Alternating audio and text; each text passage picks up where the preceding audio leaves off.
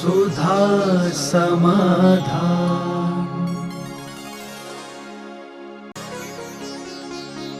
नमोस्तु गुरुदेव।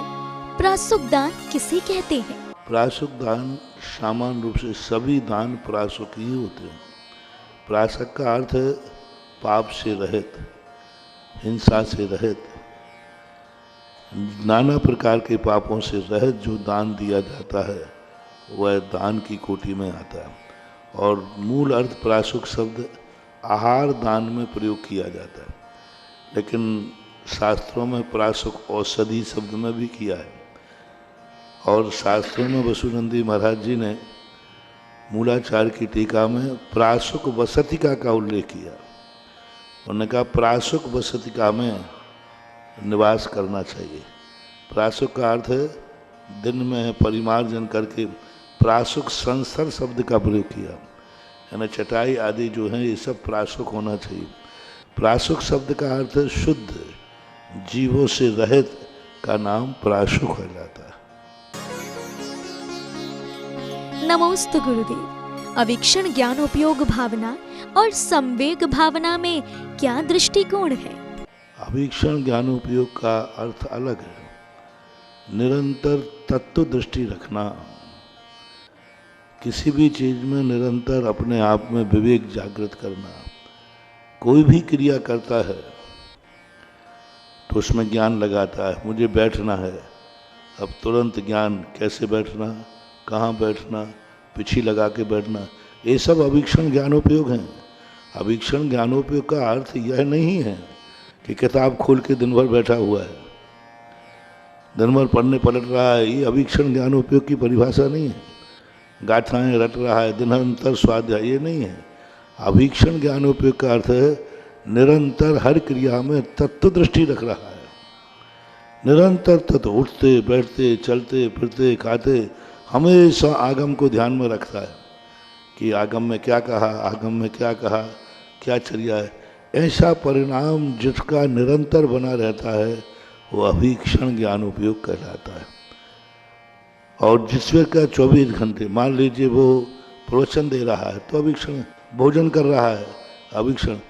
लोगों ने कहा महाराज जी अवीक्षण ज्ञानोपयोग कैसे बनेगा, क्योंकि स्वाध्याय हम 24 घंटे कर नहीं सकते, बीच में सामयिक खत्म होगी, सामयिक अकाल आएगा, तो अवीक्षण कहाँ रहा। तो मैंने कहा यही तो तुम्हारी भूल है कि आप समझ रहे हो शास्त्र को पढ़ने का नाम स्वाध्याय अवीक्षण ज्ञानोपयोग है। नहीं, 24 आहार खाते समय उसको ध्यान आ रहा है। हमारी ऐषणा समिति है, आगम में ये कहा है, आहार करते समय भी ज्ञान उपयोग चल रहा है।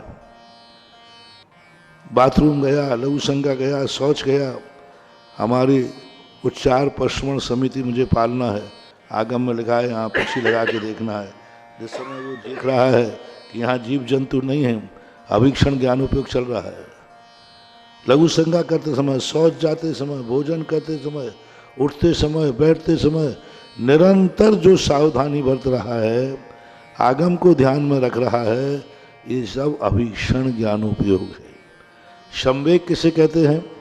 संवेग का अर्थ है वह कार्य जो करना नहीं चाहता है लेकिन करना पड़ रहा है, तो संवेग ये कब छूटेगा, ये कब छूटेगा, ये संसार कब छूटे, ये क्रोध कसाय मान आदि कब छूटे, ये मैं जो कर रहा हूँ, जो कर रहा है उसको छोड़ने की जो अंदर जो उत्साह है, छोड़ने के प्रति जो अंदर ललक है, उसका नाम संवेग कहलाता है।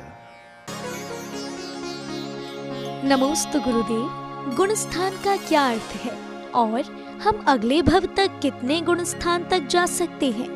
गुण स्थान का अर्थ होता है मोह और योग की परिणति से गुण स्थान बनते हैं। मोह का जैसा जैसा क्षय उपशम होता जाता है, उपशम होता जाता है, क्षय होता जाता है, वैसे वैसे गुण स्थान बनते जाते हैं। जैसे जैसे योगों की प्रवृत्ति कम होती जाती है वैसे वैसे गुण स्थान बनता जाता है। मोह और योग दोनों मिलकर के जो आत्मा के परिणामों को जितना जितना विशुद्ध करते जाते हैं, उतना उतना उनका गुण स्थान बढ़ता जाता है। यूँ कहना चाहिए, संसार में रहने वालों को परिणामों को 14 भागों में बांट दिया, 14 प्रकार की कोटि में बांट दिया, ऐसा मानना चाहिए उसको। और आज वर्तमान में सप्तम गुण स्थान तक जीव जा सकता है, उससे ऊपर नहीं। नमोस्तु गुरुदेव। जैन दर्शन के अनुसार विजयादशमी को किस प्रकार मनाना चाहिए? कोई भी चर्चा धार्मिक रूप से तो नहीं, बस इतना ही मिलता है कि रावण का पराजय, रामचंद्र जी की जीत विजयादशमी को हुई थी, बस इतना सा उल्लेख, इससे आगे कोई उल्लेख नहीं मिलता। हालांकि कई आचार्यों के इसमें मतभेद हैं कि कार्तिक शुद्ध दशमी को ही रावण मारा गया था और राम की विजय थी, लेकिन फिर भी वह दशमी राम युद्ध की विजय की एक तारीख थी, ऐसा माना जाए। नमोस्तु गुरुदेव। तीर्थोदय गोलाकोट पर पंचकल्याणक में युवा पीढ़ी के लिए हमें विशेष क्या करना चाहिए जिससे कि वह धर्म क्षेत्र में आगे रहे? इसमें आपका क्या मार्गदर्शन है? जहाँ वो रह रहा है वहाँ की समस्याओं के समाधान से जुड़ जाता है, जो वो कर रहा है उस क्रिया में सफलता से जुड़ जाता है, तो युवा वर्ग जल्दी आगे आ जाता है। युवा वर्ग जो है पढ़ने में जल्दी आगे नहीं आएगा, युवा वर्ग को लाने के लिए चॉकलेट चाहिए। बच्चे को आप कितने ही समझाओ कि पढ़ने से ये होता है, ये होता है, ये होता है, वो कहता है मेरी खोपड़ी में कुछ नहीं आ रहा। कितनी पढ़ाई की महिमा वाह, बालक को कुछ नहीं आती। बालक को एक बात आती है, क्या इस सब पढ़ने के लिए चॉकलेट मिलेगी? बस वो चॉकलेट को जानता है, आगे उसको कुछ नहीं चाहिए। तुम कितने का भैंस के सामने बीज बनाना है, वो कहता है उसके साथ चॉकलेट जुड़ी है क्या? पर एक चॉकलेट जोड़ दीजिए, फिर वो कहता है आपको जो कराना करा दो। मंदिर जाऊंगा चॉकलेट मिलेगी, बोले मिलेगी, चला जाऊंगा। स्कूल जाएगा चॉकलेट मिलेगी, बोले चला जाऊंगा। उसका मूल पर्पस है चॉकलेट। तो मैंने भी देखा, जब तुम लोगों के ये देखा है कि बच्चे लोग, तुम लोग कैसे पढ़ा लेते हो इतने बच्चों को।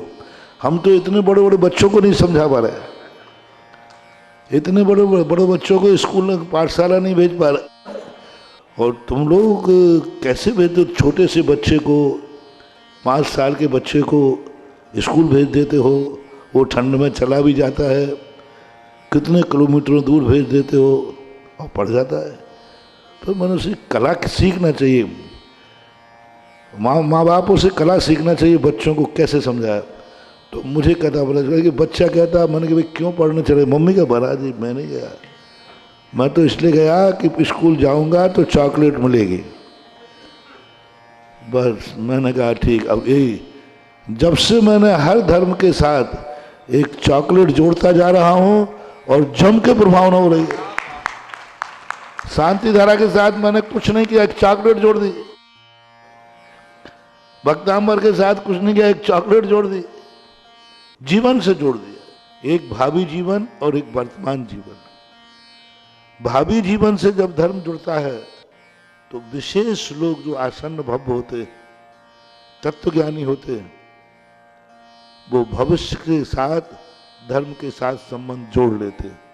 आज कितना भी कष्ट हो, कुछ भी हो, उनको भविष्य दिखता है, लेकिन इनकी संज्ञा बहुत कम होती है।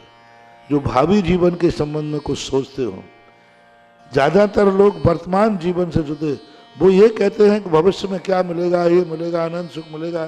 तुम तो ये बताओ वर्तमान जीवन में हमें क्या मिलेगा?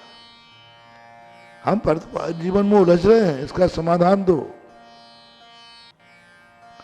तो जब धर्म में, और सभी आचार्यों ने दिया है, अभ्युदय और निश्चय सुख, ये दोनों की चर्चाएं की। इसलिए धर्म को, क्षेत्रों को हमें इनकी जिंदगी से जोड़ना होगा, हमें इनकी पढ़ाई से जोड़ना होगा, हमें इसकी नौकरी से जोड़ना पड़ेगा, हमें इसके धंधे से जोड़ना पड़ेगा, हमें इसकी रोजी रोटी से जोड़ना पड़ेगा, हमें इसकी बीमारी से जोड़ना पड़ेगा। वो किससे परेशान है, उस परेशानी का समाधान हमें धर्म में निकालना पड़ेगा, तब कहीं ये धर्म की तरफ मुड़ेगा। वो कहता मेरी वर्तमान समस्याएं सुलझाओ, भविष्य तो कौन देखा। तो वो कला भी एक होना चाहिए। युवा वर्ग पैसे आ रहा है, युवा की ये खूबी होती है, समझाने से नहीं लौटता, ठोकर खा के लौटता है। युवा वर्ग उस बालक के समान होता है जिस बालक के सामने दीपक रखा है, अपन कहो देखो बालक इसको छूना मत, वो तत्ता है, वो कुछ सुनता ही नहीं, वो समझता ही नहीं, वो जानता ही नहीं, वो कहता कह रही होगी, और जाके वो पकड़ लेता है। अब पकड़ने के बाद जब उसको झटका लगता है फिर कहता है हु तत्ता है। तो आज का बालक जो है ठोकर खाने के बाद चेतता है, आ रहा है, लौटेगा। आज से 50 साल के बीच के पीरियड को मैं देख रहा हूं। आज मंदिरों में, धार्मिक स्थानों में युवाओं की संख्या बढ़ रही है।